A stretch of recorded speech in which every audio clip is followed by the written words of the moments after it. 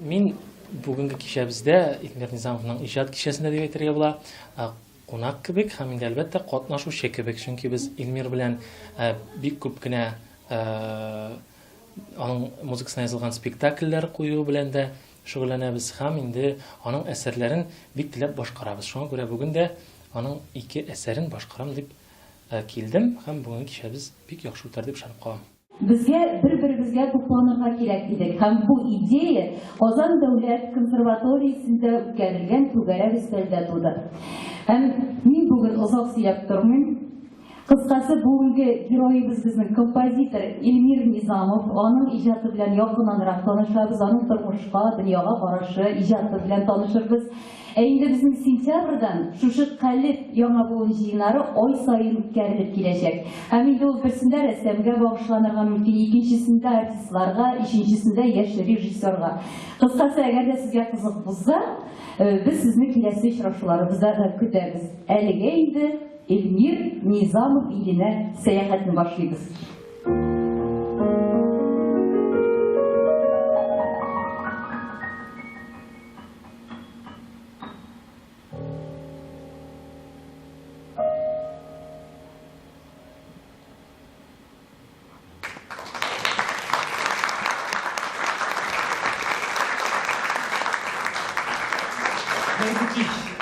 Кадерле дуслар, кадерле тамашачылар, мин бик шатмын сезне бүген шул залда күрергә. Мин гафу үтенәм, менә хәзер рус теленә күчеп китәм менә безнең татар театрында. Чөнки минем бу театрда, менә бу залда хәзер бик күп дусларым татарча аңламыйлар, и шуңа күрә үз бәләчтер җайлырак була дип уйлыйм инде. Добрый вечер, дорогие друзья. Композиция, которая только что сейчас прозвучала, называется «Вялький синь».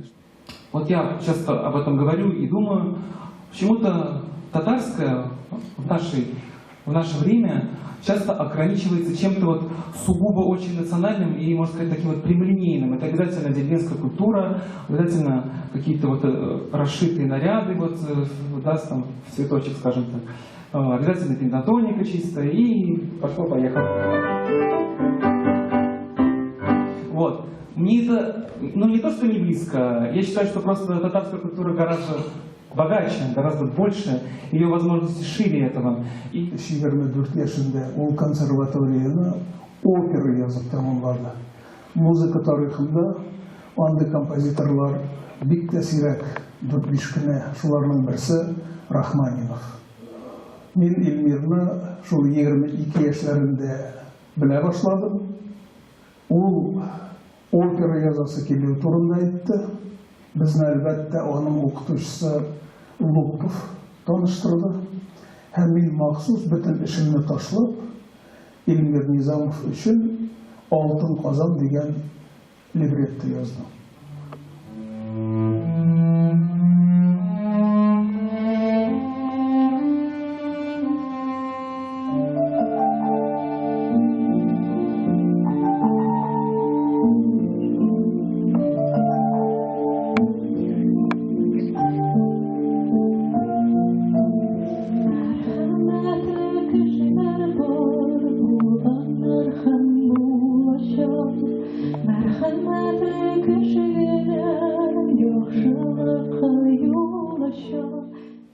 Туган җирем, елга сыннан